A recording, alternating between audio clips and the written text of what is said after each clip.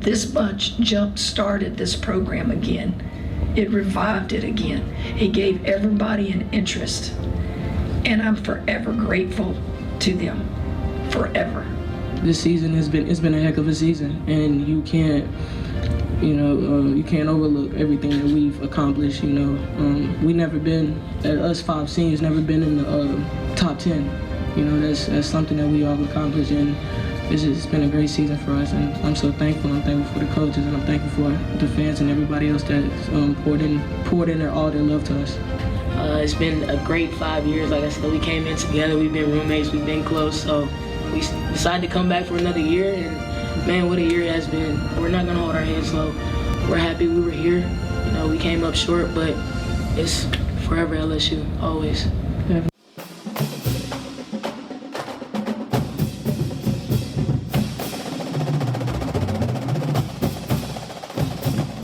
Hello and welcome into a new edition of Tigers Roar. We had a short hiatus that was unplanned, but we're back. Certainly happy to have you join us here on Tigers Roar. Jonathan Poche and the Budman, Buddy Songy, here to bring you everything you need to know about LSU sports and a whole lot more. It's a hectic time around the athletic department at LSU right now. A lot going on. Before we get into all that, though, I want to take the time and I just give a shout out to the New Orleans area, everybody down there in Arabi, all the way to the West Bank, everyone affected by that tornado last night as we record here on March 23rd. Our thoughts and our prayers are certainly with you as you begin a long rebuild. But man, it was certainly scary. We're lucky to be gotten through it safely with me and Metairie. So our thoughts and our prayers, everybody down in the New Orleans area.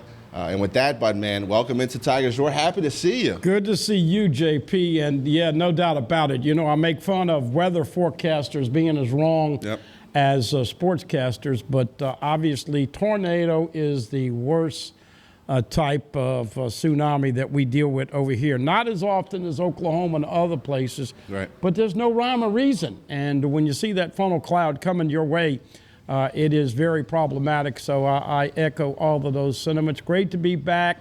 Dual press conferences with head coaches today. I don't know if I remember when the football coach had a press conference.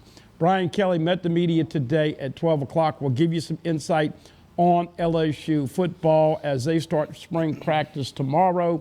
And, of course, Matt McMahon is the new basketball coach. Since we've last been here, Will Wade and the Tigers lost in the second round of the SEC tournament.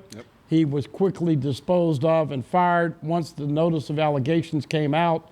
And Scott Woodward and President Tate and his, I call them posse, Stephanie Rent Virgin, the rest of them, they didn't waste any time bringing in, and this is kind of interesting, instead of bringing in all these retreads that the SEC did last time, this guy's young, he's hungry, he's squeaky clean, and I guess the biggest challenge now will be able to salvage this first season, and of course impending sanctions coming there. Nobody knows the severity, but good to be back, and we have a lot to talk about today. Certainly do. LSU women and men's both basketball seasons have ended. Of course, Budman already alluded to the new head coach that Scott Woodward has brought in. Now Scott Woodward has hired, the 5 majors, has all of his people. He brought in Jay Johnson, he brought in Kim Mulkey, he brought in Brian Kelly. Now he's got a new basketball coach. And look, you mentioned squeaky clean. The guy's been at Murray State for 7 years. He made the dance 4 out of those 7 years, won 70% of his games, no real blemishes on the resume. Like, guy doesn't have a lot of skeletons in the closet. Despite what you think about Coach Will Wade and his dismissal from the program, he always kind of had that reputation of he wasn't afraid to kind of grease the wheels or do what he had to do to get the recruiting job done. Look, Coach McMahon, going to be an X's and O's guy, but I think this upcoming sanction, these couple of years of speculative, of course, it hasn't been handed down yet, but we're assuming they're going to get a couple of years of postseason ban for the program. So this is really going to give the new coach a couple of years, solid years with no expectations. He has his own team, his own players he's going to bring in from scratch. I mean, we don't expect a lot of guys to stay, a lot of Will Wade guys to stay with this team next year. So the recruiting class, the players, he gets to really build it all from the ground base. And he gets the guy that he wants to get. Not a lot of pressure. Like you said, it's going to probably be a postseason ban for LSU. You bring in a guy that's squeaky clean, but man, do you think that that's kind of LSU's way of showing the NCAA, look, we're trying to handle things in-house. We got rid of the old guy. We're bringing in a guy that's kind of like right the ship and going a new direction. Is that kind of their thinking of maybe we can kind of curb these sanctions? I don't hear anybody saying, maybe it'll be less than what we expect, what the NCAA hands down for this basketball team. I think everybody's kind of agreeing it's going to be like 2 or 3 years of a postseason ban. But having said all that, Bud, man, do you think that LSU went the direction of Matt McMahon because he's squeaky clean? He's a guy that's going to build a program, not just go get a 5-star here and there, but he's going to piece together this program from the ground up. It's an interesting scenario, but let's not forget Dr. Mark Emmert and Scott Woodward certainly have a very close relationship, including family. And we kind of heard through the grapevine that, Mark Emmert gave Scott Woodward the thumbs up. Mm-hmm. Look, this is always a deterrent. We remember John Brady when he came in with sanctions, and it's never easy. I'm not so sure that I feel like it's going to be 1, 2, or 3 years because what's the acronym of the NCAA? No clue at all. IARP is actually the group that did all of the findings. Right. And I want to say, for all those Tiger fans, there was a love affair with Will Wade Absolutely. And this town and this program because LSU's not a blue blood in basketball. And certainly the Caliparis and the Bill Selfs and the Coach K's of the world did not like this young upstart guy who was the gangster, the general, whatever nickname you want to throw him. Unfortunately, he got caught on tape, but even more so, he was sloppy. Mm-hmm. And we know everybody cheats. If you don't think everybody that's out there with AAU and basketball for the last 20 years, if you think they follow every law of the rule, of the rule book, you're kidding yourselves. Zion Williamson got over $1 million to go to Duke, but there's nothing ever said. Kansas gave Bill Self a lifetime contract and basically the middle finger to the NCAA. And, oh, by the way, they had lack of institutional control. Now, that's the two things that are alarming, that the NCAA found LSU lack of institutional control, both football and basketball. My particular opinion is that Scott and Dr. Emmert certainly had discussions about this situation. And we also know that they probably said, we'll take a hit on basketball to get a slap on the wrist in football. But it's crazy times. And here's the other thing that makes it so ironic as well as frustrating and hypocritical. NIL on the transfer portal. And the NCAA has done a really bad job of legislating that and getting that organized. And so it's a big mess. I had a buddy of mine today text me during the show, you think the NCAA is going to have the power that they have now in 5 years? No, they won't. But he did get caught. He was sloppy. Mm-hmm. I think Will Wade and Bill Armstrong are going to get show causes. How long it'll be? Kelvin Sampson. He's a coach over at Oklahoma now. Really good coach. Just got him to Sweet 16. 5 years, show cause. Bruce Pearl, fired at Tennessee, 3-year show cause. I really think, and this is sad news, but I hope I'm wrong here, I think they're going to make an example out of Will Wade and Bill Armstrong. But that all being said, it's a new day and people are ready to move on. And so as you alluded to, Kim Mulkey, Jay Johnson, Brian Kelly, now Matt McMahon, those 4 coaches kind of all have the same persona. They talk culture, they talk alignment, they talk accountability. And this is a beautiful thing that Brian Kelly has gotten this group to buy in, JP, and it's been a hard, long 4 months, but whether it means anything to the fans or not, they're going to go to school, they're going to get degrees, they're going to do it the right way. They're going to become better men and be better husbands and in the future. And so I see, but Will Wade was really a fish out of water when you talk about his reputation with these other coaches. Kudos to Kim Mulkey. What she did in year 1 is fantastic. And oh, by the way, Jay Johnson is learning, sometimes you have to shop past midnight in Baton Rouge, Louisiana. That's right. And really, Scott Wilbur's done a great job in bringing in coaches that are going to change cultures of programs. I mean, the baseball program, that was a little bit stale with Pulmonary towards the end. The same with women's basketball with Coach Nikki Fargas. You can say what you want. Maybe she got support that Kim Mulkey got, that she had the same. That's not going to happen. Look, Kim Mulkey had a lot of the same players on this team as last year, but that team only won 9 games last season. They made it to the second round. That Jackson State team was very talented. That Coach Mulkey's team beat in the first round. In Baton Rouge, the PMAC was electric. I mean, I could only hear it on TV. Obviously, I was not there, but it was the loudest I've heard for a college women's basketball game in my life. And you can hear that coming through television. So she changed the culture of women's basketball. Coach Jay Johnson's going to change the culture of baseball. Coach Kelly is obviously going to change a lot about the culture in football. You know, the entire new staff minus Brad Davis. So I have not yet heard a lot from Coach McMahon, but the other coaches in that category, they all have one thing in common. Phenomenal, tier 1 communicators. I mean, they can get their line across to anyone. That's including 18, 19-year-old, 20-year-old kids. And I think the communication between player and coach is really the foundation of building something special. Everybody knows that there was some controversy. Do you look back and wish that maybe the Pelicans had looked at John Morant? Do you look back afterwards? Oh, by the way, in case you missed it this week, they finally gave us a nugget, you Pelican fans. Mm-hmm. Zion Williamson was actually going to the rim below, underneath his legs and slamming, but he's been a real disappointment. Ja was and is incredible player and guard, and of course McMahon is known for great guard play. He's known as an excellent X and O player, offensive coach. Rebounding team, and they're going to come in here. And what wins in March? Guards. I'm already hearing overtures that Eric Gaines might be already out of town. That's the real key. Can he salvage what's left of this roster? Bring in some guys from Murray State. Go heavy in the transfer portal. Oh, by the way, you don't think this is big business? Brian Kelly, down to 10 years contract, and a lot of that is incentive that he's going to make an extra $1 million basically for the football coach.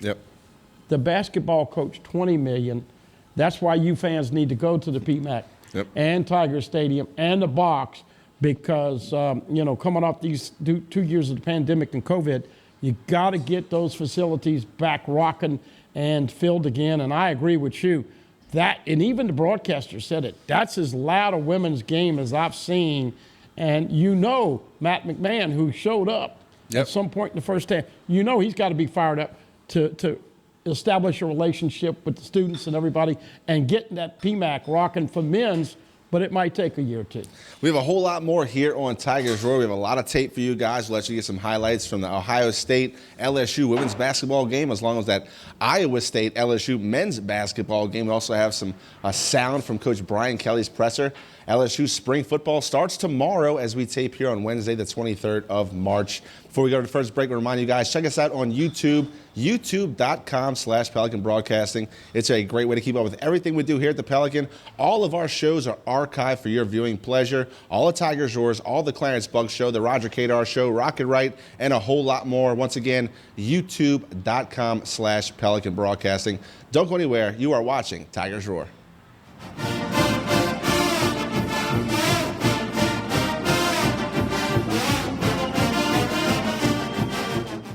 Hi, I am Dr. Farrell Frugier Jr., and I am a general dentist at Frugier Family Dentistry.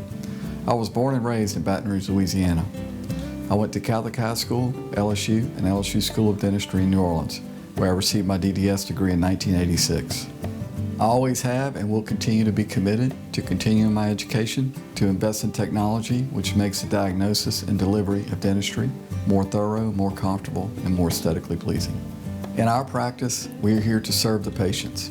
We want to improve their quality of life and to develop relationships with our patients. In dentistry, we have a chance to impact lives on a daily basis, not just by doing dentistry, but by getting to know them and being a part of their life. We also believe in giving back to our community. So every year, we give back to the Greater Baton Rouge Food Bank, Toys for Tots, and Mary Bird Perkins Cancer Center. Please stop by and visit our office. We would love to take care of you and your family. You could be driving Honda has won more U.S. News and World Report awards than any other brand in the last decade. And now you can add another one to the list, being named the best car brand of 2022. Come get your Honda today at Louisiana's #1 Honda dealer, Team Honda on Siega Lane. Visit Treads & Care Tire Company's new location on Hooper Road in Central. Locally owned for over 50 years, Treads & Care is known for quality automotive repair and top-notch customer service. I'd like to invite you to come out and see us at our new location in Central. Hello guys, it's Debbie. It's time. I've got a brand new location. 10510 Airline Highway, Baton Rouge, next to After 5 Tuxedos. We have the perfect spot to get all your wedding and formal wear needs. Come see our one-of-a-kind name brand and get great prices. With 30 years experience, the best customer service anywhere. It's Debbie's Bridal, Airline Highway, Baton Rouge. See you soon. You can't smell it, but you can almost taste it. And whether it's for a family get-together or a game day feast, having Manda in the mix always sounds good. For 3 generations, their quality meats and original seasonings have made Manda a Louisiana legend and made their family sausage Louisiana's family sausage. Manda Fine Meats. The flavor says it all. Live and play on the fairway at Greystone Golf and Country Club, a serene, challenging golf destination located in Denham Springs. For tee times and membership opportunities, go to GreystoneCountryClub.com.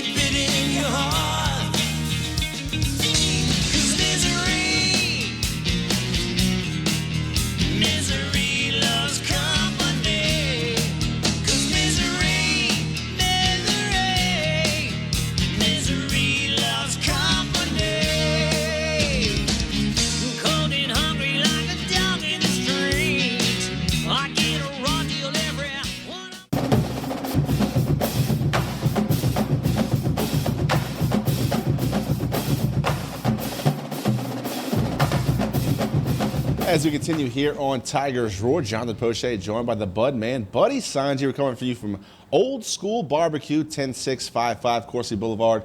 A great place to catch an LSU baseball game. Of course, the Tigers square off against Louisiana Tech tonight. By the time you see this episode of Tigers Roar, the game pretty much should be wrapped up. It's a first pitch at 6:30. It was rescheduled from last night. Of course, they had the bad weather roll through South Louisiana. So Coach Jay Johnson's team will square up against Louisiana Tech Bulldogs at the box tonight, 6:30 first pitch. But, man, getting back to some basketball, the men, we talked about how Coach Will Wade, after losing in the second round of the SEC tournament, was dismissed from the team. And shortly thereafter, it was announced that, look, Coach McMahon was going to come. And you have to applaud Scott Woodward for being prepared for this situation, getting a guy that was on a lot of teams' watch list for their vacant head coaching job, especially around the SEC. But Coach McMahon chooses LSU. LSU just chose McMahon. And his introductory press conference today. But first, we'll go back to the March Madness NCAA tournament. LSU took on Iowa State. A team that looked to be a good matchup for the Tigers, a team that also plays a lot of good defense. But look, Iowa State just caught on fire from deep. Guy was shooting about 24-25% from three ball. Yeah. He makes 8. And by the way, look, I'm not going to kick any of these guys on their way out. But Xavier Pinson played about as bad as he can play. He just didn't have it. I don't know what's happened to Xavier Pinson. Darius Days tried hard, but just, flipped the switch and it wasn't there. Yep. Efton Reed has been obviously very inconsistent. Brandon Murray, I mean, you go through the roster, they just didn't have anybody. And when you have been recruited and your whole career with Will Wade, Kevin Nickelberry tried to put away all of the distractions, but They just did not have a good effort. They played hard. I was kind of excited when we heard Nickelberry talking about the fact that they're going to have more ball movement and bodies moving, but it came back to the same old thing, way too much dribbling, not enough pick and roll, not enough spacing, missed free throws, and Tari Eason's going to go in the first round. Mm-hmm. But please, young man, learn. And I know how frustrating it is to miss a shot. Do you know how many times he's missed a shot and fouled, and a stupid foul shortly thereafter? So LSU didn't play with a lot of common sense. You say, what are they doing losing to Iowa State? Oh, by the way, Iowa State, that same guard who made 8 3 balls, he was 1 for 10 against Wisconsin behind the arc, but they beat Whiskey in Milwaukee. Yep. So they're in the Sweet 16. So you never know, but once again, a very, very crazy ride. Yep. And you hate to see the departure of Will Wade, all the good he's done. But you know, whether it's business or personal or divorce or whatever, it's never real easy, and it's never kind to anybody when you have that kind of separation. Well, we do have some highlights from this past weekend when LSU fell to Iowa State. We'll ask Chuck to go ahead and roll those. We'll get to this conversation about LSU basketball. Look, Coach Will Wade, he brought in the 5 stars, Bud, man. He had the PMAC was definitely packed for college basketball games again. He had a lot to do with that. He had the balcony brigade, the student section loved Coach Will Wade, but in the end, like you said, just too sloppy, too much. They go into the tournament once again without their head coach, and interim coach Nickelberry came in. You were kind of feeling like LSU might go one or two ways. It could be them against the world, you know, our backs against the wall. We're going to really switch it on, and we'll show how talented this team really is. I mean, they started 15-1 on the year, but unfortunately, this didn't work out that way, Bud, man. Well, and you know, shot selection is something that they have battled throughout the year. Look, like I said, everybody loved Will Wade and everybody appreciated what did he bring to the table. Brandon Murray making a nice 3-ball right there, but they didn't have, they just, you know how sometimes your brain tells you something to do something and your body won't let you? That's what I saw with LSU and Iowa State. It was ugly. I had to turn my phone on. People were screaming. I'm screaming at the TV. I mean, it was very frustrating to watch. And once again, this team did not play with a high IQ. They did never give up. Let's give them credit now. They did not give up and mail it in, but just played ugly basketball down the stretch, and the coaching change was too much to overcome here. Tari Eason, in my opinion, the best player on LSU's team. No Came doubt. off the bench, had 18 points in 19 minutes, but 4 fouls he ended up with. He could have easily fouled out. They had a couple calls late in the game that could have been made against Eason that they kind of let slide so he can finish out the game. But I'm with you. He's got to play more discipline, especially going for loose balls, rebounds, and ticky-tack fouls that you do not need to commit, especially when your team's best player and best offensive weapon. Certainly a guy that can get his own shot, which not a lot of LSU other Tigers can really say. They could not get a shot on their own, but Eason was a guy that was able to do that. But I mean, you had to stay on the court, and 3 fouls early in the game. Picked up that second foul in the second half. I mean, the 4th foul, in the second half, and Xavier Pitson, I thought, was the turning point in this team's season. When he went down, they hit a tough part of their schedule, really lost some ugly games. And when he came back, he never really looked 100%. He had a comment after the game where he said, no, he came back from injury. But I'll stop what I'm saying to say this was an incredible block by Eric Gaines. Oh, no doubt about it. This is going to be a play you see on college reels for a long time to come. Gaines and very athletic. Yeah, back very to Xavier athletic. Pinson. He came back. And the first time that he looked like he was back, he had 16 points at halftime and really looked good. And after that, JP, he lost it. He lost his shot. And as we know, folks, March Madness, guards win in March. And he just couldn't make a 3-ball. Too much inconsistency. But as a point guard, you've got to distribute. You've got to make the other guys. Good to see Darius Days with a steal and a dunk. But once again, it just wasn't fun and entertaining to watch. Wasn't a lot of organization. Street ball, unorganized, whatever you want to say.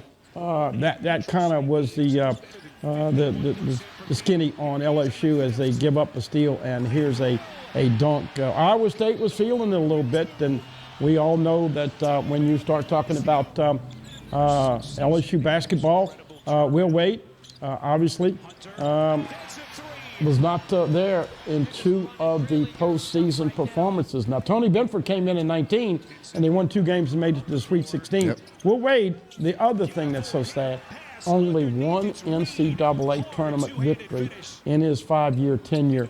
But very, very popular, especially with the younger students and younger crowd. And one more thing about Coach Wade. Look, in the timeline that was Coach Wade, next season was going to be the year. Oh man, you bring in the five stars, and you bring back guys like Murray and Gaines and Reed, and that team was going to be special. And Adam Miller, that team was going to be special. But man, it's sad to see that never came to fruition. Well, and all those guys are decommitting. Of course, Traore, the big center, decommitted. Marvell Allen, the combo guard, is decommitted. Of course, Julian Phillips, first one to decommitted, so you're losing all the players. Matt McMahon was asked today with his press conference about how many players can he keep and how many can he bring in here. We've got some word that do not be surprised if a couple guards from Murray State end up playing with LSU. Man, Adam Miller is one of the key players. If Matt McMahon can talk Adam Miller into staying, he's the kind of player that would benefit with the new coaching change. But yeah, it was almost with Will Wade. You got to say woulda, coulda, shoulda. But next year was going to be a loaded roster. Yep. Right here in the highlights, we're under 2 minutes in the game, and you saw a deep 3 from the freshman Hunter from Iowa State. He'll hit another one right here to wrap up this game. 2 big daggers from a freshman. Look, March Madness always produces some huge moments, and that young man truly stepped up and put the game away for Iowa State. Darius Days played 36 minutes for the Tigers, heart and soul of the team. Only went 2 for 6 from three-pointer, but did have a double-double. 14 points, 12 rebounds. Happy to see that for number 4. I do not believe he goes and plays in the next level, but have to tip your hat to Darius Days and what he did for the program at LSU. No doubt about it. He came back, and look, he might try to play in Europe, but he's just not talented enough to play at the next level. Of course, Trey Waters and Garrett Temple and Skylar Mays. You never know if a guy's going to make it. If you and I would have talked about Skylar Mays after his career, and I said he's going to make it to the NBA, you'd have probably said, "Are you crazy?" But he's with the Atlanta Hawks. Right. Trendon Watford play, and some of the guys are getting an opportunity. So there you see it, 59-54, and it ended on a sour note, but. Look, lessons learned, and this new coach, he's 43. As we said, he's hungry. He was only making $500,000, yeah. And over here he'll start off at 2.6, 2.6, 2.7, 2.8, 2.9, $3 million, 3.1, 3.2, and if LSU has some probation and doesn't have a opportunity to play in the postseason, he gets years added onto his contract. So him and his wife and family are in Baton Rouge. They've already figured out how to save the L. He already knows how loud the PMAC can be. It's going to be interesting to see what kind of roster he can bring to the table for next basketball season. We do have a short clip of Coach McMahon and his family arriving at BTR. We'll let you guys view that. We continue the conversation. Scott Woodward decides to give Coach McMahon a 7-year deal. It can get stretched to 8, as you mentioned, if there's the sanctions of the postseason ban, which everyone's pretty much expecting there to be. So 8-year deal. That shows a big commitment, Bud, man. Shows you not just a transitional coach that gets through this tough period of sanctions and scholarship losses and postseason bans. We're a guy that wants to build the program. 8 years, that's a lot of confidence in a coach. And the great thing about him is that he is an incredible recruiter, and a lot of it is in the southeastern part of the country. Now, Murray State is in the state of Kentucky, who, by the way, if John Calipari doesn't get it together next year, they might push him out. Yep. They lost to a 15 seed in St. Peter's. Yep. You look at the SEC teams, they beat each other up all year. And lo and behold, now Arkansas, the only one still standing. And they're going to probably get beat by Gonzaga tomorrow night. That all being said, the guy's excited. I think he's fired up about the potential. And fans are going to have to be patient. But I think this is an excellent hire. And I think the future of LSU basketball. Look, you say, oh, not going to do this or not do that. The irony of all ironies of this, JP, is that Kansas got a notice of allegation, and so did Arizona. And both those notice of allegations were in 2019, and guess what? Both those programs were #1 seeds in the big dance. Now, Arizona fired Sean Miller. And as we said, Bill Self in Kansas, I'm not going to do the middle finger, but I'll just give you the thumb. Shove it, NCAA. So you never know how quickly. But Kansas is a blue blood. Yep. Arizona's a blue blood. Duke's a blue blood. North Carolina, Kentucky, blue bloods. Yep. That's the difference. But if you think that somebody's not going to be made an example of, I disagree. I hate it for Bill Armstrong and I hate it for Will Wade. Right. As far as LSU, we don't know. Yep. And this IARP, along with the NCAA, nobody knows. But I think people are ready to move on. We have a lot more here on Tigers Roar. Take a quick break, come back, talk some women's basketball, give you the wrap up, let you guys hear from Kim Mulkey and a couple of her graduate players. Don't go anywhere. You are watching Tigers Roar.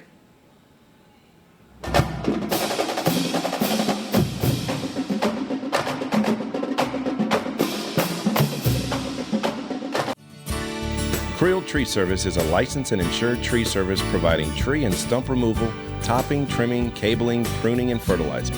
We have free stump removal with takedowns, free estimates, affordable rates, and senior citizens discounts. Call 774-TREE.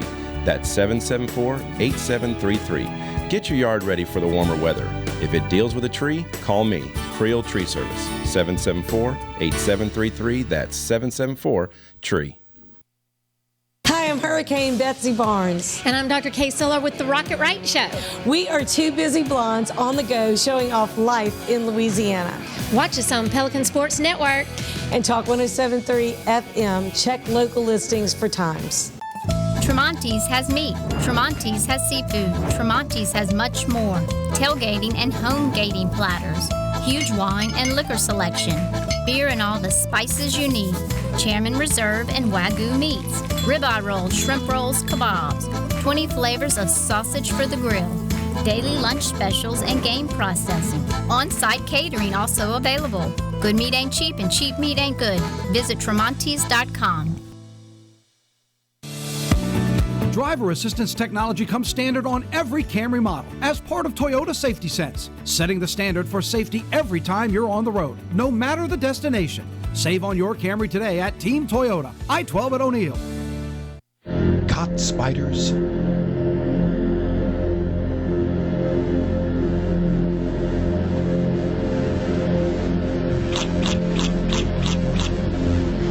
Premier Pest Services. Treads and Care Tire Company announces its new location on Hooper Road in Central. Locally owned for 50 years, Treads and Care is known for quality automotive repair with top-notch customer service. Treads and Care offers the convenience of shuttle service and pickup and delivery of your vehicle. You can also enjoy the comfortable customer area, complete with workstations, high-speed internet, and a complimentary coffee bar. I'd like to invite you to come out and see us at our new location in Central. Treads and Care, the tires you need and the service you want. Hello. Hola. Ni hao. Experience what the Baton Rouge International School can offer your children. Now welcoming displaced students for short and long-term stability.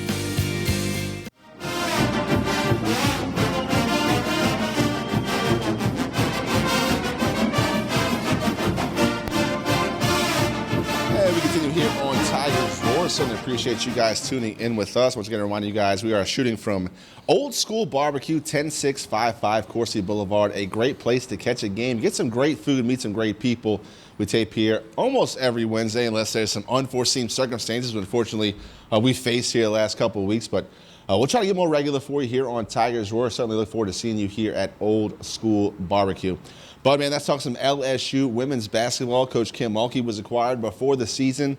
Certainly a rock star in Louisiana, a coach that had built a championship pedigree, a dynasty, some would say, at Baylor. Chooses to leave to come to LSU. And since she got here, Bud, man, the stature of Coach Kim Mulkey just continues to grow. I mean, she carries such weight in that program. The PMAC was packed for college basketball, college women's basketball again. Great atmosphere. Look, this team won 9 games last season. Expectations certainly weren't as high as they'll be for next season. Coach Kim Mulkey set the bar really high in her first year at LSU and certainly demands a lot of respect around the program. She is one of the 4 finalists with the Naismith Award. I think if they would have made it to the Sweet 16, I think maybe she would have gotten that award. Look, she's already said it when she didn't get the SEC Coach of the Year award. Dawn Staley and I don't want to say too much about her, but she leaves a lot to be desired with her comments. That all being said, she says Coach of the Year trophies sit in the house and draw dust. And so none of that is relevant.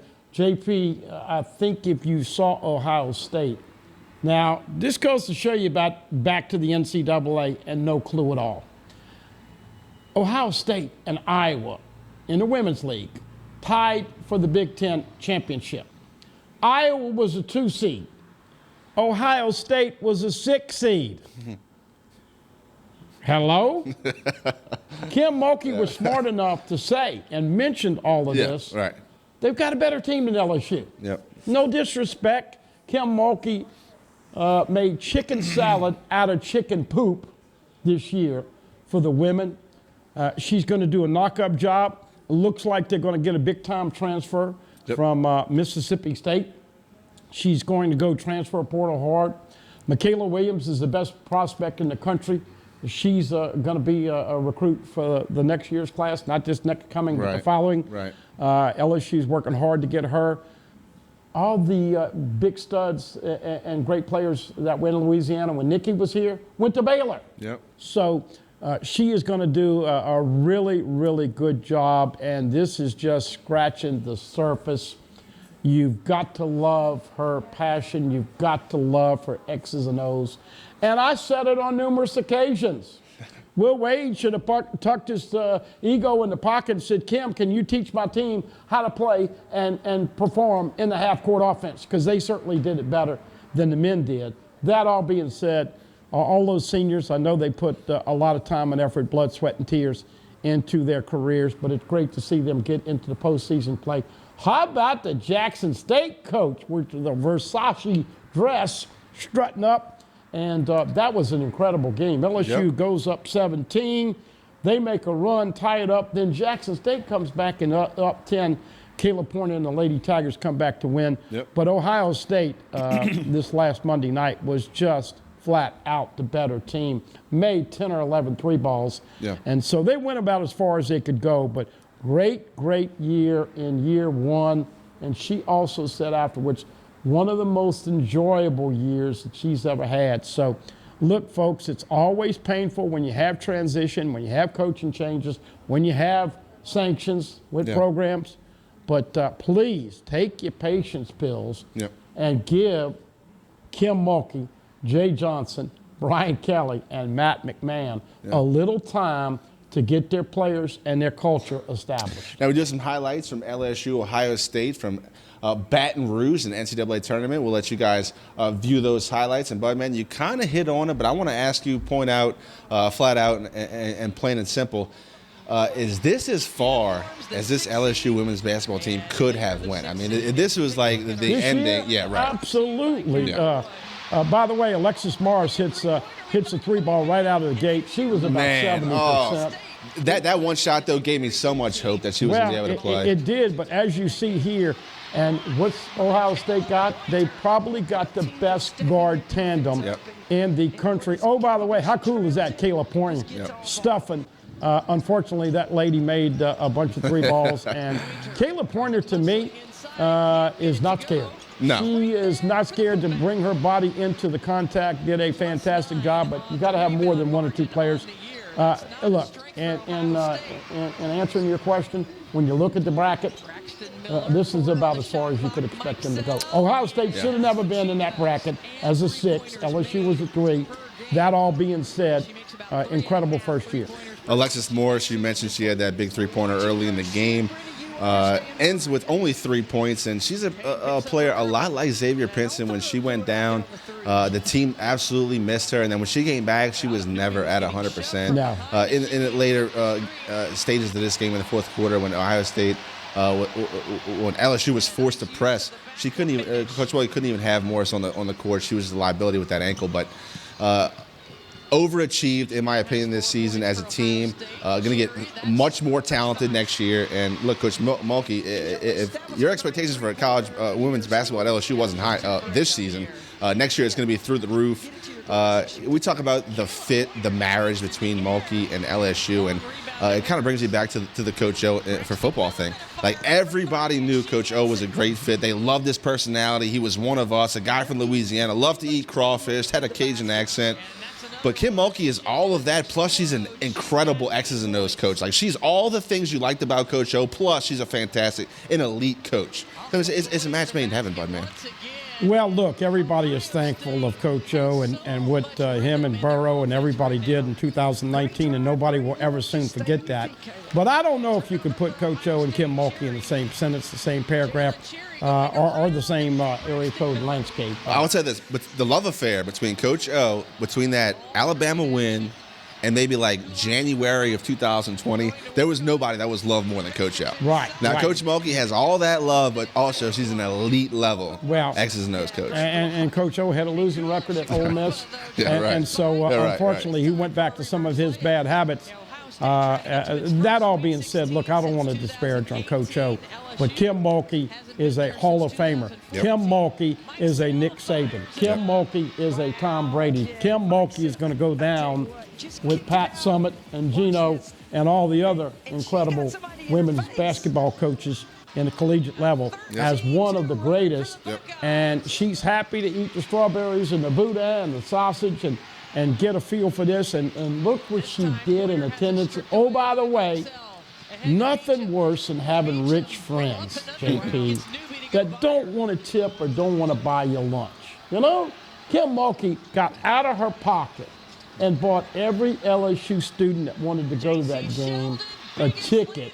And yeah, she's making $2.5 million a year, and she can afford that. But she did it, and she showed LSU fans that LSU basketball women's is on the rise, and it is going to get even much better next year when she gets more talent. But the Bigs had a rough night against Ohio State, as you alluded to with Alexis. She just wasn't the same. And, it's almost like playing 2 or 3 against 5, JP. Kayla Pointer and Jalen Cherry, 2 graduate students that came back to play for their last year for Coach Mulkey.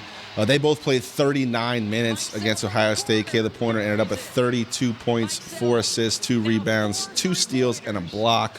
And Miss Jalen Cherry also had 12 points, 3 rebounds, 4 steals, 2 assists, and a block. And look, in the post-game press conference, we'll let you guys hear from in just a minute here. There was an obvious love affair between Coach Mulkey and her players, and between the players and Coach Mulkey. Huge respect between both parties.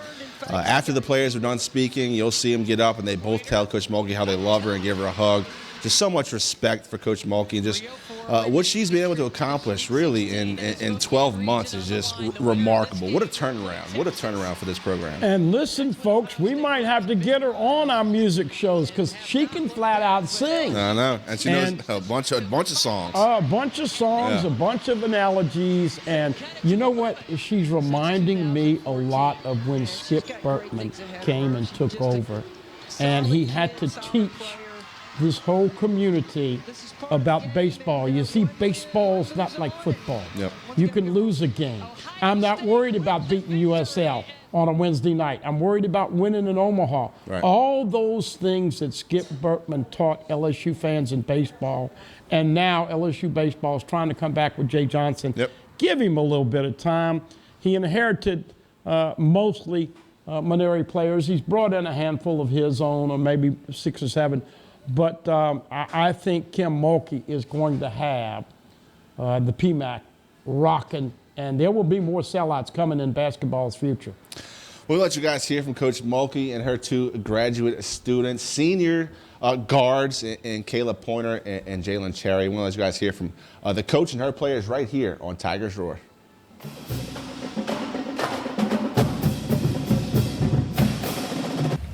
It's always hard when you get yourself in a hole. I don't know why we do that, but it's not on purpose. Obviously, played a great Ohio State team with 2 great guards.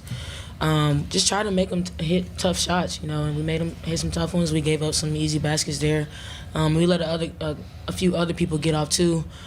So it does take a lot of energy, which is why you don't want to get down, but that's just kind of the way the game went. But we fought to the end and just came up short. Kayla, Jalen. First off, I want to thank y'all on behalf of the students for bringing the effort and what y'all did to this program and for the school. But also, just want to know, Kayla, I guess first, what this season meant for y'all. Yeah, it's been great. It's been fun. Coach obviously told us to think of all the things we accomplished this year. We came up short, but can't look over everything we've been able to do and the things we have accomplished. We accomplished a lot of our goals that we set out, the little minor goals that we had. And like I said, we fell short with this one, but very, very proud of this team and thankful for the staff for everything they've done for us. Thankful for the fans. They played a huge, part in our success this year. And forever LSU. Yeah, this season has been everything to all the seniors, really the whole team. Personally, I wanted to come back and show people that I can do stuff on the offensive end too, and I accomplished that this season. So, like what Kayla said, we're not gonna hold our heads down. Yes, it sucks to lose, and you got to give credit to the other team because they did their thing. But this season it's been a heck of a season, and you can't overlook everything that we've accomplished. We never been, us 5 seniors, never been in the top 10. That's something that we all accomplished, and it's been a great season for us, and I'm so thankful. I'm thankful for the coaches, and I'm thankful for the fans and everybody else that poured in all their love to us. Yeah, this is for Kayla. Have you? I know you've played in physical games before, but this game, it seemed like every drive, every move to the basket, somebody was getting hit. But is that because loser's going to go home, and like nobody wanted to go home this thing? Was that the toughest game, one of the tough ones you've played as far as just taking a beating and going to the goal? Honestly, I play in the SEC, so I go in there and I don't have any fear. So sometimes I go in there and they knock me to the floor. That doesn't stop me from going in there the next possession. But it was physical, and the refs were kind of letting us play a little bit. And I told my team, like, hey, they're not going to call anything, so don't go in there and look for the foul. Coach got me a couple times because I was going in there looking for the foul. Just had to play and just kind of change my mindset and just play through the contact and try to draw and ones. But very, very physical game. They were a physical team, and we had to get physical with them. But kudos to Ohio State. They did a great job. For both players, what was it that made you guys start so slow on offense, and once you got behind, what were you guys trying to do offensively to try to dig yourselves out of that hole? We just couldn't put the ball in the hole, and we were still in the game though. But it puts so much more pressure on your defense when you can't score. And not only were we not scoring, when we were scoring, we were trading threes for twos. Like I said, with a great Ohio State team was shooting threes. I don't know what they were shooting from the field, but it made it tough for us, and we got in a little hole there. But you can't go and score in droughts, especially at this point in the season. You got to be able to execute your offense. I don't know how many points we got in transition, but that was a key part. I don't know if we performed in that area today, and that kind of hurt us. Yeah, we got good looks. It's just they just didn't fall for us, and that's how it goes sometimes. But like Kayla said, we can't trade threes for twos, and we can't give them wide open shots, and that's kind of what we did. We got lost a couple times. We made them take tough shots, but we also gave them a lot of wide open shots, and that killed us. I want to say this is my second LSU game. I loved it. I love my time here, but I want to know, this is my first March Madness, and I loved it too. And I want to know, what was your experience with March Madness for both of you guys? Oh, it was fun. Like I said, we're very thankful what this season has been for us. We've never even been able to host. We've never even made the tournament. We made our freshman year, but we're thankful. We're thankful we were here. Thankful we were able to host. Play 2 games on our home court. Not everybody makes the tournament, so yes, we lost. But you have to look at the positive things and the good things that we accomplished, the small minor goals that we accomplished, and not hold our heads down. Like I said, my team and we fought to the very last end, but it's March Madness. You got to come to play for a full 40 minutes. It's hard to get into a hole and come out of a hole, and we ran into a great Ohio State team. Had a great game plan. They hit some open shots, and we just came up short. It's definitely a blessing. We never been here before, and it's just a blessing to play on this stage and at this level.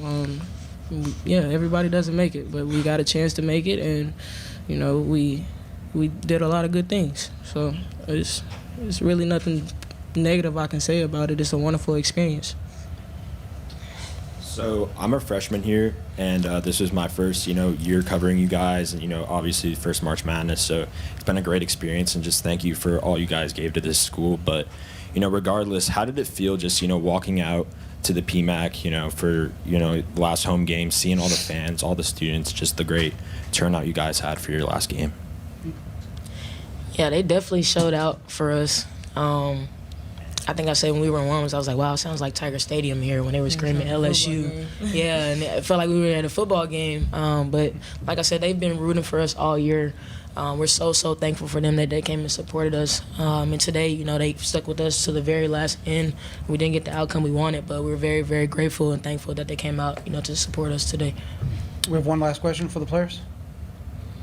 Yeah, I guess I'll hit both of you with it. Jalen, if you could start, though, you guys are kind of, there's a lot of seniors, but you guys are kind of Batman and Robin of this thing. What was it like to watch Kayla go off tonight and, obviously do what she needed to do, to kind of get you guys back into it? But just how much fun has it been for you two to kind of play complementary with one another this season? Oh, man. I love watching Kayla play. Sometimes I just get caught in the moment watching her go do her thing. Coach be like, go rebound. I'm like, Coach, she finna make this.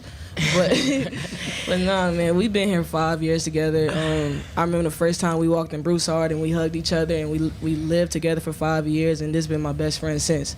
And I'm thankful that I've got a chance to meet her and play on side of her, and I love her to death, and I know she's gonna go be great at the next level. Yeah, same here for Jay. I've seen this kid grow so much from freshman year, and even so much that she's done for us this year, and the player that she's blossomed into, but not just the player she's blossomed into on the court, just the person she's turned into off the court too as well. So I'm very, very thankful to play with her. It's been a great 5 years. Like I said, we came in together. We've been roommates. We've been close. So we decided to come back for another year, and man, what a year it has been. Like I said, we're not gonna hold our heads. We're not gonna hold our heads low. We're happy we were here. We came up short, but it's forever LSU, always. Definitely. Kayla and Jalen, thanks for your time all weekend long. Congratulations on your season, and congratulations on your career. Thank you. Appreciate everything. Boot up. Good job. Love you, Coach. Love you. Good job, baby. Love you, too. Thank y'all.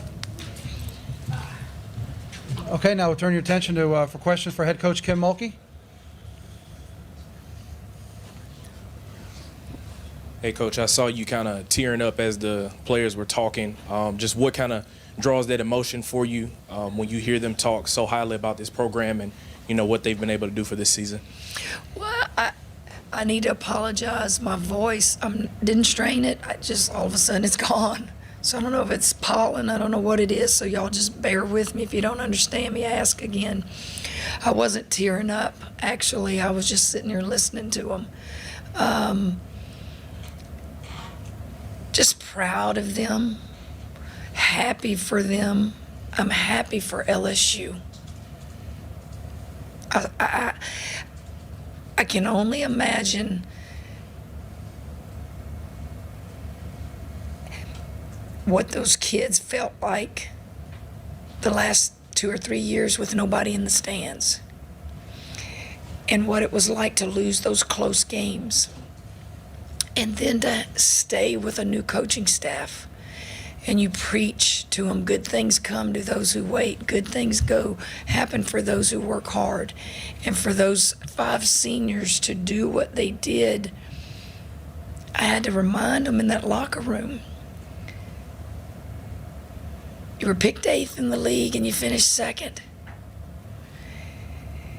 You got as high, I think, as 6th in the polls. You got to host a regional. You're on a national scale viewed as one of the top 16 seeds in the country. It was the first win the other night for those seniors ever in the history of postseason. There's so many things that we tend to forget after a loss. They didn't want to disappoint the fans. What an unbelievable atmosphere. It was so loud and electric in there. But said this early in the year, and I hope people, when they left here tonight, felt the same way. Those kids never stop playing hard. Even when we're overmatched and the other team is more talented, or it might not be our night, those kids play their hearts out for you. And I said it when and if it ends, there is no bad story that can be written about what you witnessed this year. Other than you're disappointed as a competitor, there's no bad story. It was a community, a state that was starving for something positive and was hungry for something on a national scale that was good. And these seniors gave it to us. The whole team gave it to all of us and gave it to us as a coaching staff.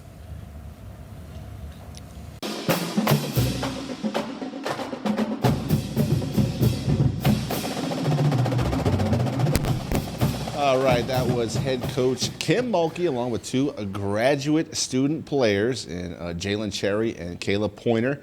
A great season. You saw from Coach Mulkey right there, very emotional. She did not want it to end for her players, but was so happy for her team to have the success that they enjoyed this season after what they've gone through, for the last 3, 4, 5 years. A bittersweet ending, but look, the future is so bright for the women's program. They've got a young lady coming in who is an incredible basketball player. And guess what? An incredible rapper. So the post-game interviews are going to be a lot of fun moving forward. As we said with the young lady, Michaela Williams, she's top-notch and the best recruit in the country. So they need to get her in. Mississippi State big. I'm going to go ahead and predict her.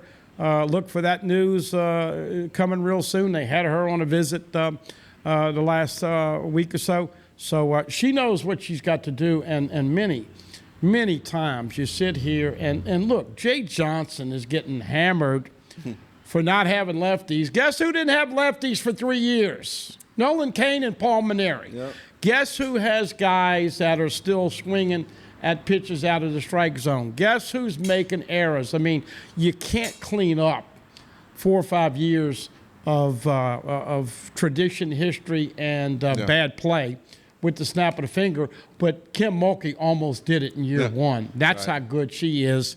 And it brings us to what is fair to expect of Brian Kelly and what he can do in year one. I'll just give you this little tidbit. I don't know if we're going to break first or if we're going to then we'll come back and let you hear from Brian Kelly a little bit today. But took over. They had 39 scholarship players. Today he said by fall camp they hope to get to 84.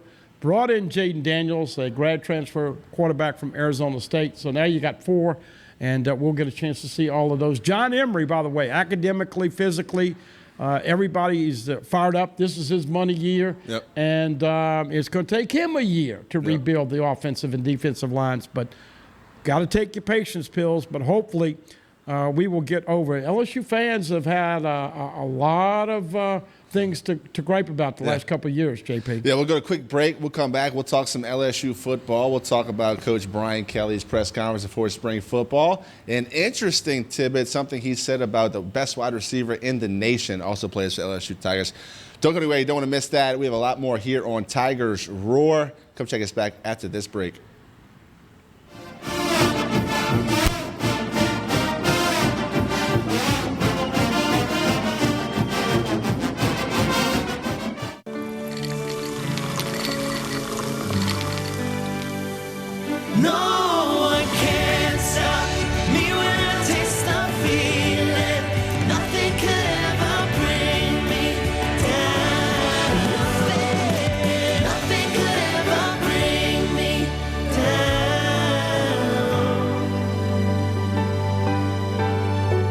Taste the feeling. The Post on Church Point Road in Gonzales would like to invite everyone to their newly renovated events hall, a beautiful 9,600 square foot facility that features a 5,500 square foot main hall and a separate 600 square foot conference room. Renters have access to our huge kitchen, large stage, tables, chairs, bar, and covered outdoor cooking. So plan your next wedding, party, conference, and more at The Post on Church Point Road, Gonzales. Hello, Hello, guys. It's Debbie. It's time. I've got a brand new location. 10510 Airline Highway, Baton Rouge, next to After 5 Tuxedos. We have the perfect spot to get all your wedding and formal wear needs. Come see our one-of-a-kind name brand and get great prices. With 30 years experience, the best customer service anywhere. It's Debbie's Bridal, Airline Highway, Baton Rouge. See you soon. Hi, gang. Clarence Buggs here, inviting you to come by Old School Barbecue, 10655 Coursey Boulevard, where we tape the show live every Tuesday, Wednesday, and Thursday at 11 o'clock. Come by and feast on news, sports, current events, love of God and country, and lots of common sense, along with some of the best barbecue anywhere on the planet. 10655 Coursey Boulevard, Old School Barbecue, home of the Clarence Buggs Show. Bolello's Furniture and Appliances, your dependable independent. Depend on us for service, for selection, for price. Get huge Whirlpool savings. Shop now and save on Whirlpool appliances throughout the store. Plus, experience our price match guarantee and ask about special financing. You can depend on the know-how of people who live appliances every day.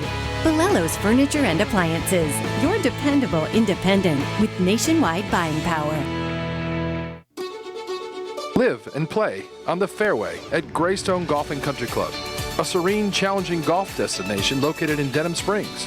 For tee times and membership opportunities, go to greystonecountryclub.com. The Mazda CX-30, named an IIHS Top Safety Pick Plus. Perfect for the journey ahead. Start your journey in a new Mazda CX-30. Right here at Team Mazda on Airline.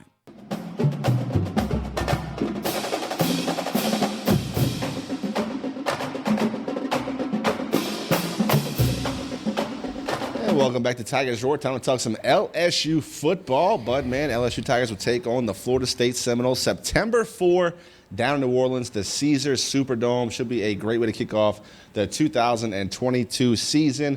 Of course, we know new head coach Brian Kelly has had a lot on his plate, both filling his staff and his roster, getting that scholarship number back up where it needs to be to compete in the SEC. Coach Brian Kelly starts his campaign. Spring practice tomorrow, March 24, at LSU. He also had a press conference today to kind of preview how he handles spring, what the press can expect when they have their opportunity to be with the players and interview them and the coaches. And look, we knew Coach Brian had a lot on his plate, and he had a lot to do in a short amount of time. There was some rumblings there where he wasn't really talking to the press enough, where we wanted kind of more tidbits about LSU football because, you know, Baton Rouge and Louisiana starves for LSU football tidbits. But, Bud, man, first got to figure out who the quarterback is, and got to shore up that offensive line. Got to figure out who the running backs are going to be. We assume it's going to be by committee. Talent at wide receiver, obviously. Keyshawn Boutte signs the big NIL with Gordon in the offseason, get him some money.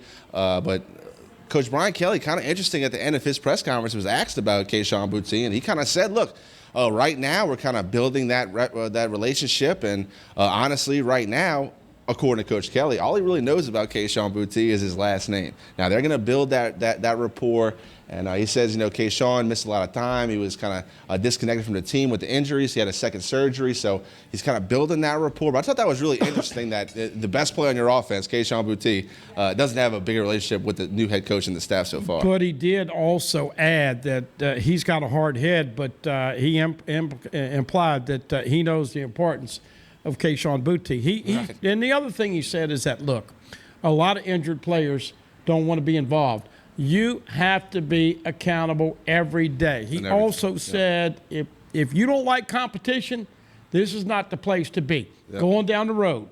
So between the transfer portal and the signees, they're still working on bringing in a tight end. Tight end is a real weak and thin spot right now. Still looking. Tyler Steen is a grad transfer from Vandy. Had a great visit. It seemed like it's down to LSU and Alabama. He's going to Alabama this weekend. They're going to unload with him 2 or 3 NIL deals. They're going to try to buy him. We'll see if that works out.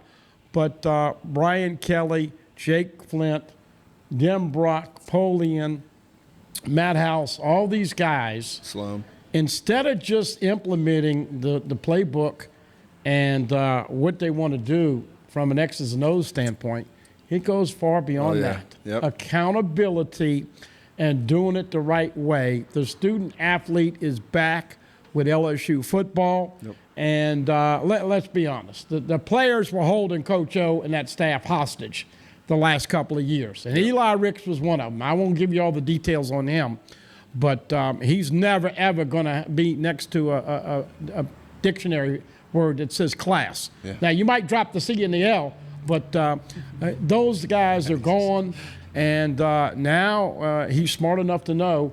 But here's the question, JP. Changing the culture, like Saban did, like Kim Mulkey did, like Jay Johnson did, but can he recruit with Kirby Smart, Nick Saban, Jimbo Fisher, Billy Napier, all the other guys that he competes in? I'm excited about the future. I do think it's going to take him a year and a half to get that line of scrimmage the way he wants it. You talk about changing the culture, Bud, man, and that really starts, the foundation of it is trust. I mean, you have to be able to trust the players. They have to be accountable, and they have to buy in 100%. Sure. Not one guy on the team can be like, nah, I might be too good for this. I don't really feel like going that hard at practice. I'll skip that meeting. 100% buy-in. That's what he had. He said in his press conference there was like a week and a half at Notre Dame early in the season where he gave all these players to check in on the personal health check in on their phone, and he said 100% of the players signed up and took their wellness check every single day for a week and a half, and he knew that was a 100% buy-in, and all of his team were kind of coming together for a common goal. And look, if you're going to change the culture, that's exactly where it starts. You have to be able to trust these players to do the right thing, decide to go to class, decide to go to meetings, prepare off the field, so when you get to that practice, when you have 100 guys flying around, you can be very detailed in what you want to accomplish in a very short amount of time, and that's really how these top-tier coaches coordinate. Every minute is accounted for, and you have to be able to rely on players, hold them accountable, to really execute to the best of their ability. You know, one of the things that Nick Saban did best is using the media to talk to coaches, to talk to players, right. to talk to mamas and daddies and administrators. And I'm a firm believer. He used the media today to tell Keyshawn Butte, you better get it together. Now, look, we love you, number one, and we know it's been a rough ride, and he probably wishes he was at Alabama getting more money. And thank goodness that Gordon McKernan stepped up, and he got it done with a bunch of other people, and has really saved LSU as far as NIL goes. But I'm hoping that we can get Butte healthy and on the – because let's be honest, you mentioned it. We talk about your son. If your son's got to do something to be on the team, and then there's a senior who's got a little more experience, and that he don't have to work out in the morning, he don't have to do this, he don't have to do that. It kind of alienates a little bit, and it hurts the culture. So I think he used the media today to send a little warning shot to Keyshawn Butte. Get it together, young man. You better buy in because, oh, by the way, there's really nowhere to him to go on this last year. And this is his money year. Oh, this is and I think he will. Yeah. I think he's smart enough. But I think that there's been a couple years of bad habits that they're trying to quickly erase. And look, they've got to be accountable to everybody, their coaches, but that group within the team, they're building something. Oh, by the way, he got a bunch of guys in the transfer portal who want to be LSU Tigers, and that's another important detail. We'll let you guys hear from head coach of the football team, Brian Kelly, today in his press conference previewing the spring practices that start tomorrow, March 24, at LSU. Here is head coach Brian Kelly.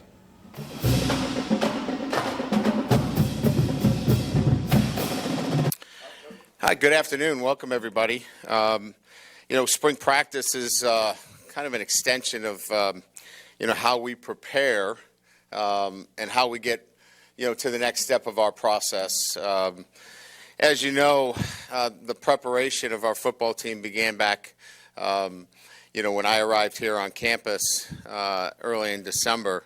If we kind of look back on that, that was much more kind of inside out, evaluating staff and the needs that we thought that were immediate, those that we took some time and making decisions on personnel and staff and support staff, players, And at that time, when we look back on it, a lot of those decisions, are where we are today with, over 40 new staff members and support staff, coaches,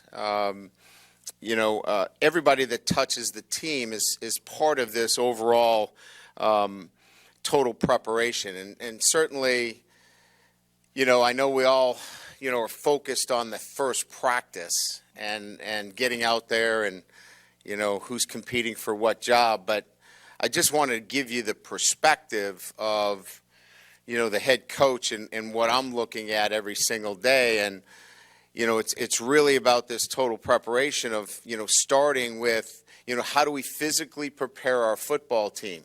And, and it's not just in the weight room. It's been about their nutrition and how they've been eating. It's been, getting the right amount of sleep. It's been certainly the training, the conditioning element, but the physical preparation has been different for them. I'm not here to, say that we're better than what's been done in the past, but it's been an adjustment for our football team. And what I can tell you is that I've been really pleased with the consistency of approach.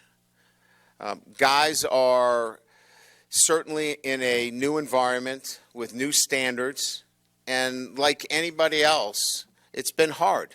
It's not been easy for them. We're all creatures of habit, and the habits that they had were different. And so there's been a give and take, a push and a pull, if you will. But I got to tell you, as I stand here before you, I don't know that I would be saying this, is that I'm really excited about the overall group in terms of their grit. They want to do this. This is important to them. Even though it hasn't been easy on a day-to-day basis. I'll give you an example. We ask them to fill out a personal wellness questionnaire on their phone every day, because we're creating habits. Good habits lead to good things happening in everything they do, in the classroom, in the community, on the football field. And, at the other place I was at, it took a while for us to get that done. We went 7 days, 7 consecutive days where we had every guy filling those questionnaires out 100%. That, to me, those were the signs that there's the kind of commitment that I'm looking for. So suffice to say that we're in now that next phase after the physical. We're in that technical and tactical phase where we get to now apply football, right? So when we talk about, and you hear me talk about total preparation within our process, we now get to add some football. So now we're going to start to work on the technical and the tactical as it relates to the game of football. We'll do that in this spring phase where we get to have practices and we get to talk about technique and we get to talk about how the units come together, offense, defense, and special teams. And we'll need to have a great attention to detail and great focus. We'll need to have a great attitude. We'll need to be smart in how we do things.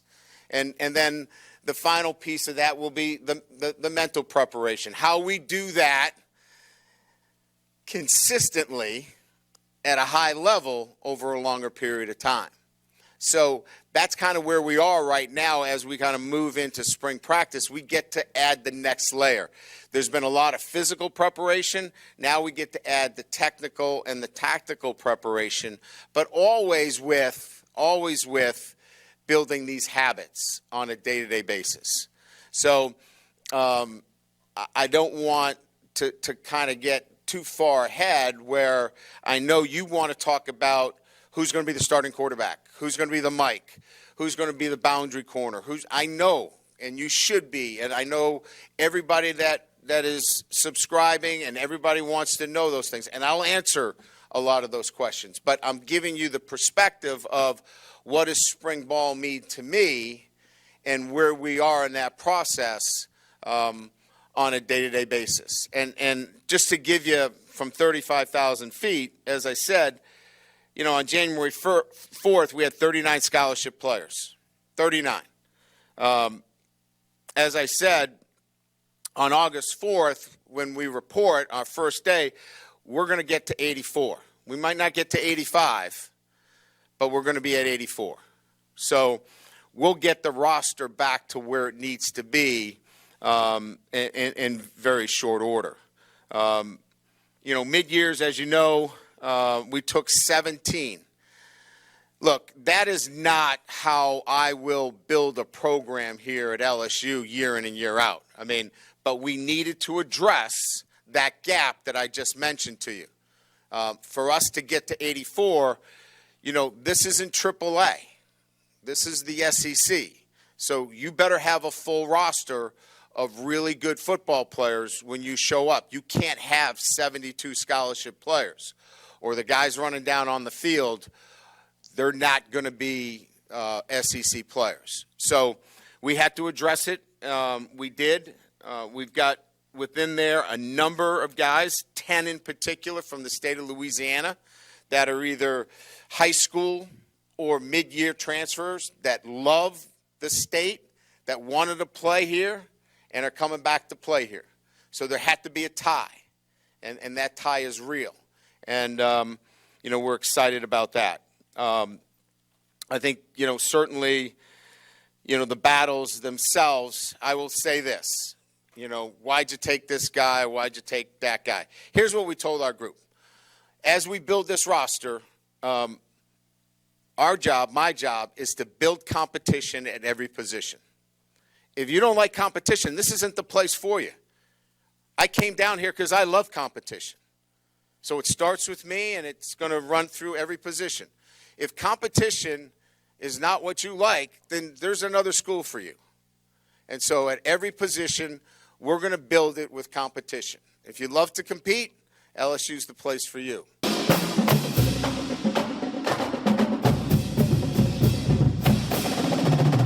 All right, that was head coach Brian Kelly from today's press conference as we tape here on Tigers Roar March 23rd. Getting ready for his spring practices, getting ready to start tomorrow, March 24th for the football team.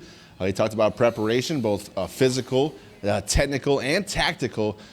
Coach Brian Kelly, a master communicator. Cannot wait to see what Coach Jake Flint has done with some of these bodies. Now, look, you get a little north of 50 and you get into the winter and, you know, you eat and you're watching all these games, you gain 5 pounds or so, right? These football players, unfortunately, JP, I had a buddy of mine, they had saddlebags of fat. Yeah. LSU's got to get in better shape, and Jake Flint, of course, who was over at Notre Dame and was assistant strength and conditioning, a new way of doing things. Mike Scarborough asked Brian Kelly about that. Going to be interesting to see. Cordell Thomas and others certainly needed to shed some weight. That all being said, it goes back to that buy-in end and that bonding. And look, you're not going to have the big uglies that he had at Notre Dame in year one. You're not going to have the 6'7", 265-pound tight end with two guys just as big. You're not going to have the 6'6", 350-pound O-lineman. But he did a heck of a job getting Miles Frazier's, Tremont Shorts, and others. They're working on that Steen kid from Vandy. I do think it's going to take him a couple of recruiting classes to get his players in here. Yeah. But you Tiger fans, I really believe, and, you know, he said this and implicated it. He came over here to win a national championship. He even mentioned it today. He's not scared of competition. Otherwise, he wouldn't be in the SEC West, the toughest division in all of college football. And that's what, there's not one spot on that team right now that is a given. You're going to have to earn everything you get this year. And I thought it was interesting that Coach Brian Kelly did bring up that, look, we're having every spot compete right after he was asked about the quarterback transfer from Arizona State. So, yeah, no job is safe. And as an LSU Tiger, you want that. I mean, you want to compete. If, like Coach Brian Kelly said, if you're not here to compete, Hammond's just a 45-minute drive down the road. Lafayette, wherever you want to go. Exactly. But LSU's not the spot. We'll take another quick break, come back and wrap it up here on Tigers Roar. We'll talk some NFL and a little bit of other stuff going on in the world right now. Don't go anywhere. You are watching Tigers Roar.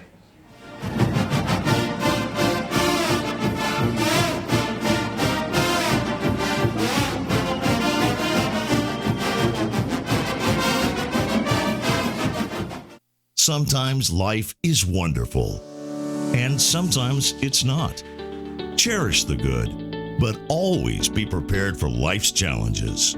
At Private Healthcare, we provide the peace of mind you deserve. With Private Healthcare, you'll get the coverage you want and healthcare you need. If your employer doesn't supply healthcare coverage and you don't qualify for Medicare or Medicaid, you need to give us a call right now. Private healthcare is private health insurance for ages 65 and under with medical, dental, vision, and even prescription coverage.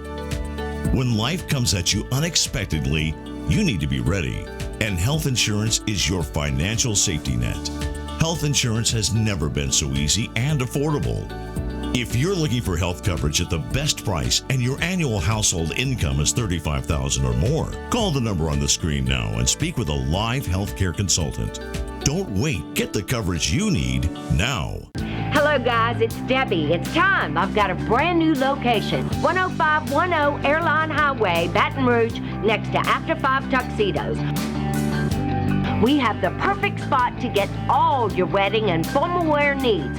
Come see our one-of-a-kind name brand and get great prices. With 30 years experience, the best customer service anywhere. It's Debbie's Bridal, Airline Highway, Baton Rouge. See you soon.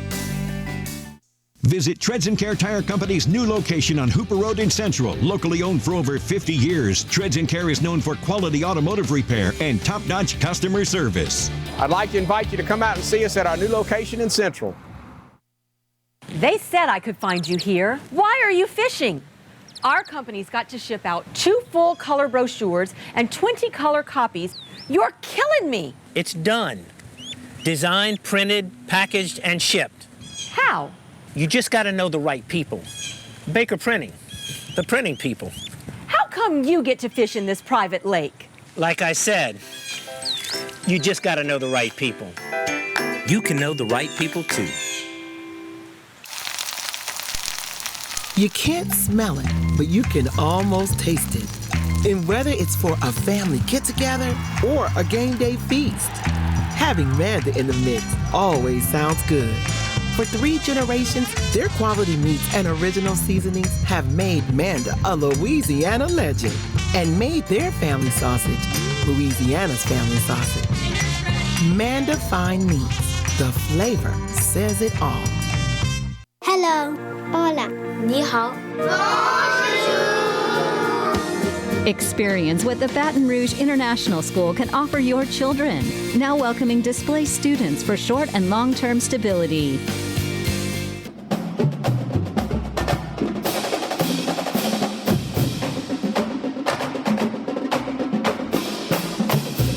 Here we go, putting a bow on this episode of Tigers Roar. Certainly appreciate you tuning in with us. If you missed any of today's show, go to YouTube, youtube.com/Pelican Broadcasting. It's a great way to keep up with everything we do at the Pelican. It's all archived there for your viewing pleasure. All of Tigers Roar, the Clarence Buggs Show, the Roger Kadar Show, Rocket Right, Overtime with Athletic Director Roman Banks of Southern University. It's all there for you on our YouTube page, youtube.com/Pelican Broadcasting. But, man, let's talk some NFL. The free agent frenzy has been going on now for a couple of weeks. For a long time, the Saints were in the headlines of the Sean Watson watch, I should say. And was he going to choose the Falcons? Was he going to choose the Saints? It came down to the NFC South. The Panthers were in the running for a while. They bowed out. It was 2 teams left. But wouldn't you know it, Deshaun Watson chose to play for the Browns. But, man, I want to get your takes on the whole situation, both the Saints courting Deshaun Watson with everything that goes along with that, and your feelings now that the Saints have moved on, signed Jameis Winston to a 2-year deal. We know who the quarterback's going to be, know the head coach is going to be in Dennis Allen moving forward. I want to get your take on the whole situation. You know, it's crazy, and I talk to a lot of media people here, and I've never understood how one player can bring 3 first-round draft picks and a 4 and a 5. And Deshaun Watson obviously had a lot of baggage. He got a break with the legal system. Now, look, there's still some civil suits that are going to be fined. And we still don't know if the NFL is going to have some sanctions on his behavior. Yep. That all being said, quite frankly, I'm happy as a pig in slop that Jameis Winston is coming back. Deshaun Watson, the Saints didn't have that kind of money, and they did not have the ability to give up those kind of players. And so the crazy thing, and only in America, we talk about this country going to hell in a handbasket, only in America could a guy have that much baggage in the closet and sign a deal for $230 million, and every slap a dollar has been guaranteed. Yeah. Other big news, Russell Wilson to Denver, Matt Ryan to the Colts, Tyreek Hill today goes to Miami. A lot of movement and incredible money. But, of course, Teron Armstead also went to the Dolphins, 5 years, $87.5 million. But I'll be honest with you, Deshaun Watson is not worth what the Cleveland Browns paid for him. You make a bunch of great points, Bud, man. One that I certainly agree with you. The Saints did not have that draft cap to give up to the Texans to get that deal done. The Saints have some holes that need to be filled. Not to say that everything needs to be done through the draft, but that future, that draft, that capital for the draft, way too valuable for the Saints, especially with Mickey Loomis, what he's been doing with the draft. Granted, they have missed on some first-round picks, okay? Sure. And granted, Deshaun Watson is one of the best quarterbacks in the NFL, but with all the baggage that came with it, and you know, all the media. If you didn't know, Bud, man, not a lot of people outside of Louisiana really like the Saints. They love to hate on the Saints. It's like the whipping boy of the NFL. You love to hate the Saints if you're any other fan besides the Saints fan. Absolutely. So to come down between the Falcons and the Saints, both fan bases ready to hate on the other for not getting Deshaun Watson, but also ready to hate on you if you do get Deshaun Watson because of all the baggage. For him to not choose New Orleans or Atlanta, stay out of the NFC South and go to the Cleveland Browns, perfect. Couldn't have worked out better for Saints fans, in my opinion. You don't want to deal with all the baggage, and you don't want to play him twice a year. The kid's very talented. Almost beat the Saints 2 years ago in a last-minute drive that he had no business winning that game, but it took a Will Lutz career-long football field goal to win that game on Monday night. So with all that being said, Dennis Allen gets his guy in Jameis Winston. Teron Armstead goes to the Dolphins. The other big free agent for the Saints is Marcus Williams. He signs a big deal with the Ravens, but the Saints bring in Marcus May, a very talented safety from the Jets, fill that gap. So still some holes for the Saints, but you got to feel kind of good at where they're at right now. Keep a stability with the coach in the front office, and a lot of the roster is going to be the same. So, look, got to find offensive line help, obviously, with Teron Armstead leaving. Got to find another linebacker. Don't know if you're going to sign Quan Alexander back yet or not, but you give Courtney Roby another contract to come back for the Saints. He's going to play alongside Lattimore for the corner. So, look, football's already starting back up. So before you know it, it'll be here, Bud, man, and lots of excitement building for both LSU and the New Orleans Saints. 2 years, $28 million for Jameis. I think 21 of the 28 have been guaranteed. Yep. They need to pick up some linemen. The defense is going to be good with Dennis Allen. And we'll go forward. LSU, I'm not ready to try to project and predict what they're going to do, but I think they got a chance to be better. That schedule is very doable, especially early. Gymnastics, by the way, a week from tomorrow in the regional in Raleigh.